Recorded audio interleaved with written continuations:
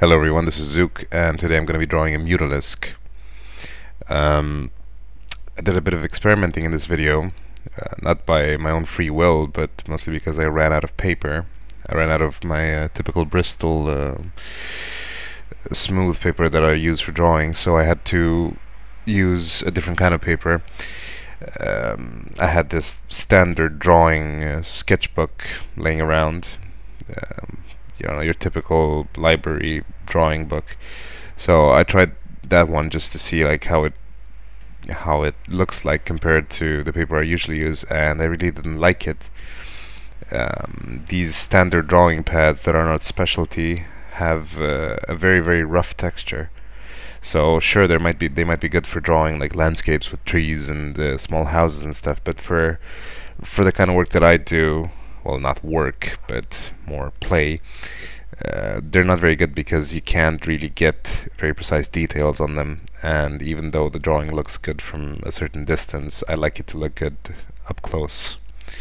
So the drawing in total this time took about 1 hour and 30 minutes, which is much shorter than standard time for my drawings. They're usually from 2.5 hours up. And the only reason it was so short is because I couldn't get in there to get tiny details drawn out the way I want them, because when I drew a line, it drew like freaking million things around it, just because the paper is so rough. So it bites a lot. It bites a whole lot of graphite.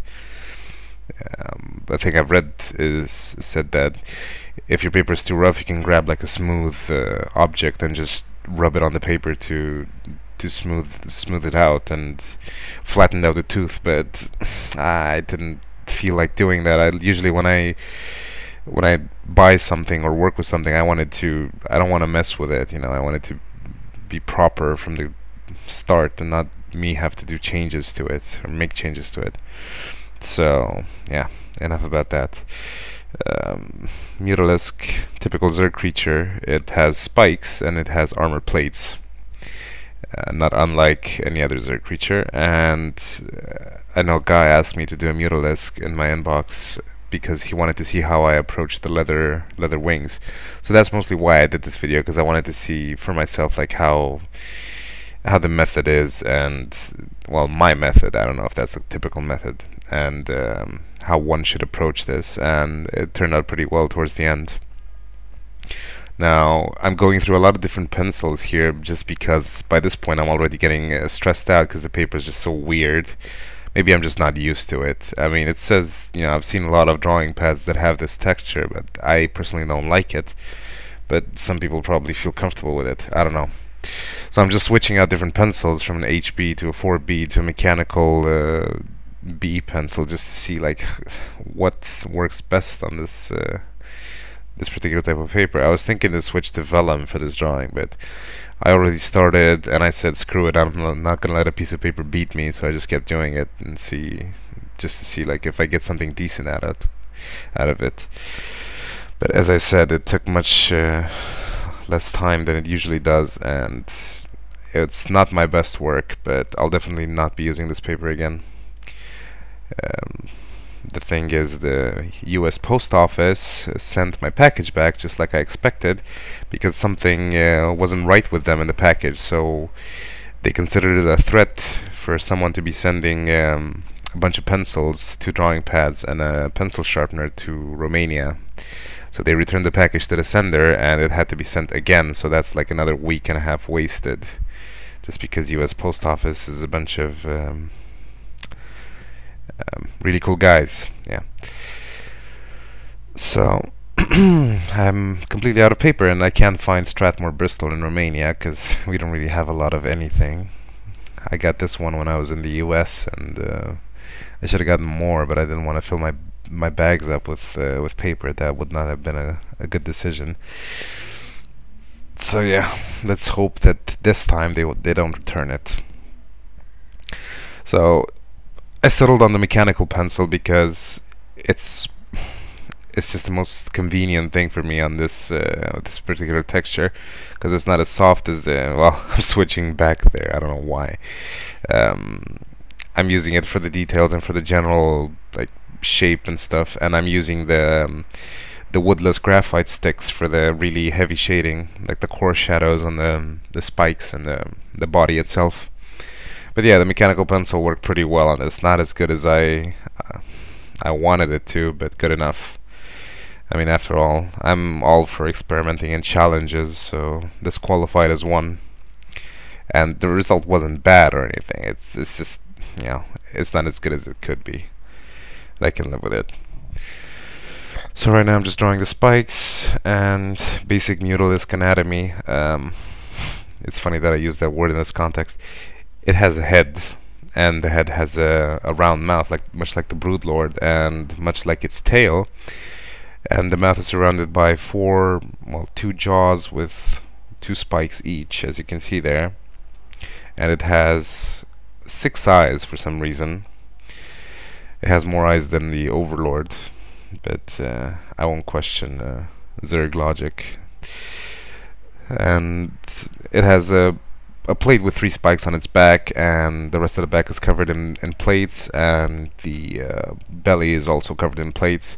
The tail is again a mouth from which it spits out the glaives, and the mouth is also surrounded by 4 spikes, and that's about it. It's basically like a tube with wings, so not very difficult.